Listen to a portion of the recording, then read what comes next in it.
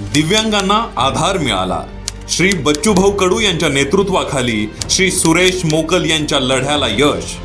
महाराष्ट्रातील दिव्यांग बांधवांचे आधारस्तंभ, प्रेरणास्त्रोत, प्रहार जनशक्ती पक्षाचे अध्यक्ष, माजी राज्यमंत्री आमदार माननीय श्री बच्चूभाऊ कडू यांनी महाराष्ट्रातील तमाम दिव्यांग बांधवांना व्यवसायासाठी शहरात मोक्याच्या ठिकाणी 200 चौरस फूट जागा मिळावी यासाठी बजावलेली आक्रमक भूमिका आज निर्णायक ठरली आहे। माननीय श्री बच्चूभाऊ कडू यांच्या नेतृत्वाखाली कोकण विभागातील दिव्यांग बांधवांना व्यवसायासाठी शहरामध्ये मोक्याच्या ठिकाणी 200 चौरस फूट जागा मिळावी यासाठी श्री सुरेश मोकल यांच्या माध्यमातून कोकण विभागीय प्रहार दिव्यांग क्रांती संस्थेने पुकारलेल्या संघर्षाला, केलेल्या लढ्याला अखेर यश प्राप्त झालंय।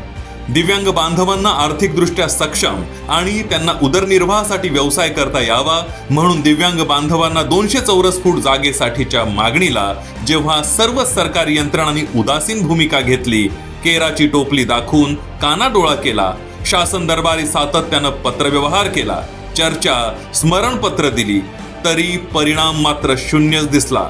म्हणतात ना, झोपलेल्याला जाग करता येतं, मात्र झोपेचं सोंग घेतलेल्यांना जाग करता येत नाही, हे दिव्यांग बांधवांच्या लक्षात आलं। तेव्हा मात्र दिव्यांग बांधवांच्या सहनशीलतेचा अंत झाला आणि दिव्यांग बांधवांचे नेते श्री बच्चूभाऊ कडू यांच्या नेतृत्वाखाली सिडकोच्या इतिहासात प्रथमच 2 दिवस 1 रात्र प्रहार दिव्यांग क्रांती संस्थेच्या मावळ्यांनी श्री सुरेश मोकल यांच्या नेतृत्वाखाली सिडको विरोधात भीक मागो आंदोलन पुकारलं। सिडकोचं गेट बंद करून ठिय्या आंदोलन छेडलं। सिडको भवन कार्यालय दणाणून सोडलं। दिव्यांग बांधवांची आक्रमकता पाहून गेंड्याच्या कातडीच्या सिडको प्रशासनाची चांगलीच भंबेरी उडाली आणि त्यांनी दिव्यांगांच्या मागण्यांसंदर्भात सकारात्मक भूमिका घेतली। म्हणतात ना, अन्याय करणाऱ्यांपेक्षा अन्याय सहन करणारा अधिक गुन्हेगार असतो। याच भूमिकेतून दिव्यांग बांधवांनी आपल्या हक्कासाठी लढा दिला, रस्त्यावर उतरले, त्यांच्या प्रयत्नांना बळ आलं आणि लढ्याला यश मिळालं। 200 चौरस फूट जागेसाठी दिलेला लढा प्रत्येक दिव्यांग मित्र परिवार आणि आप्तेष्ट यांच्या पाठिंब्यानं यशस्वी झाला। प्रत्यक्ष सहकार्यापासून ते सोशल मीडियावर दिव्यांग बांधवांच्या आवाहनाला मिळालेली ताकद, प्रत्येकाच्या योगदानाने दिव्यांग बांधवांचं मनोधैर्य उंचावलं आणि आज प्रत्येक दिव्यांग बांधवाचं स्वप्न सत्यात उतरलं। आज या लढ्याचं जिवंत उदाहरण म्हणजे आजची ही स्वप्नपूर्ती।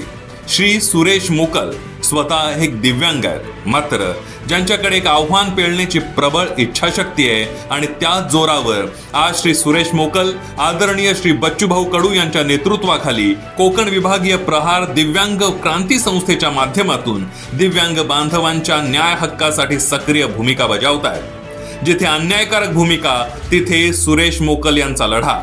आज खऱ्या अर्थाने श्री सुरेश मोकल यांच्यासह तमाम दिव्यांग बांधवांचं दिव्यांग स्टॉलला 200 चौरस मीटर जागा मिळवण्याचं स्वप्न पूर्णत्वास आलंय।